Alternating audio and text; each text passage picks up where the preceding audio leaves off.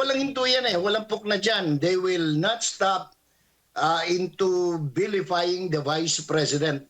Jay, umpisahan natin itong issue tungkol nga sa impeachment complaint laban sa Vice President Sara Duterte. Hindi lang isa, dalawa, kundi tatlo na yung reklamo, impeachment complaints laban nga sa pangalawang Pangulo. Ano naman po, paano po ninyo tinitingnan itong tatlong reklamong ito laban sa Vice Presidente?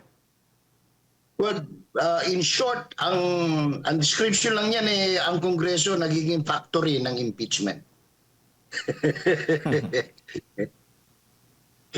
kasi isa lang okay na eh. Bakit ka pa magdadalawa, magtatatlo? Pero ang unahin natin, yung unang dalawa na sa pagkakaalala ko ay sinumite bago mag-6 ng Pebrero. Sa madaling salita, ang unang tingin natin dyan, sa basurahan ang pupulutin yan. Kasi malinaw na malinaw yung pagkakasabi ng Supreme Court, not once but twice, doon sa desisyon nila at doon sa desisyon sa motion for reconsideration na dalawang beses sinulit doon. Sa 6 ng Pebrero, saka lamang pwedeng magsampa ng panibagong article of impeachment. Yung pangatlo, ewan ko anong gagawin nila doon, kasi kung tatanggapin nila yung dalawa, mate-technical yun, sa madaling salita, hindi naman pwedeng maraming beses dahil meron tayong anong tawag nito, isa lang ang pwedeng impeachment. So madaling salita, parang sa basura din pupulutin yung pangatlo.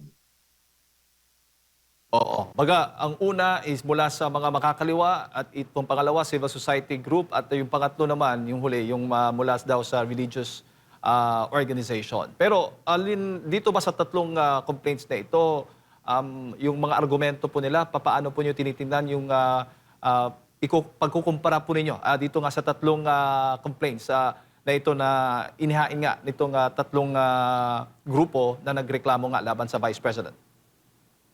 Ulit-ulit lang eh. Wala naman binago.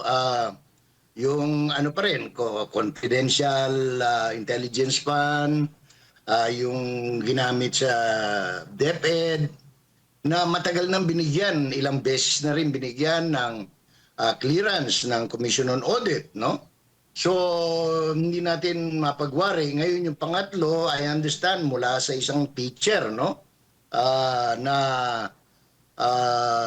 hindi ko alam kung anong pangalan nito, paano, depende na yan. Ang problema natin, number one, yung kung halimbawa, ito ay makarating sa Committee on Justice, yung presiding officer ng House Committee on Justice, may usapin pa riyan na unless siguro kung mag-excuse si Congresswoman Luistro, dahil una may usapin pa riyan dahil may utang pa yata kay Vice President yan, na hindi pa binabayaran kung ilang taon na.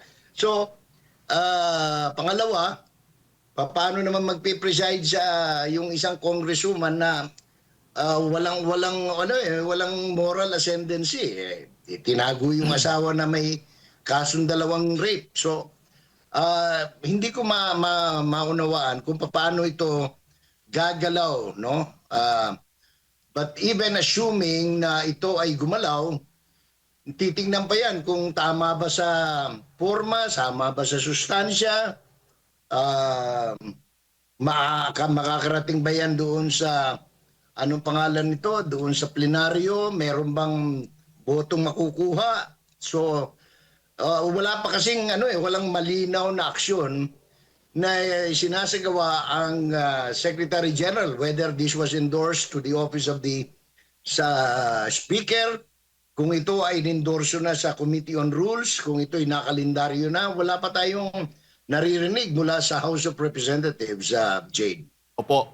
Pero paano po ninyo mailalarawan itong yung implikasyon, yung political implications nitong tatlong complaints na ito laban sa Vice President, Sir Jay? Tingin ko hindi lang tatlo yan. Baka araw-araw may magsasubmit pa rin. Dahil walang hinto yan eh. Walang pok na dyan. They will not stop into vilifying the Vice President.